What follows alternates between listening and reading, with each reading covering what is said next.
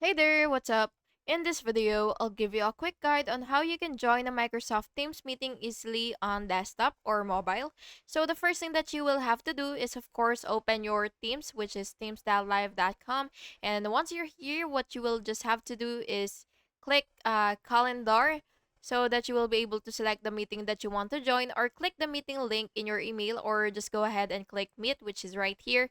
And now you could create your own meeting link, or you could schedule a meeting, or you can join with a meeting ID if you already have your meeting ID. And you will just have to, of course, enter your meeting passcode, and make sure that all of the information that you filled out are correct, so that you will be able to successfully join the meeting. And yeah, that's basically just it. And then you will just have to click the join button once you've already set up your audio and video settings.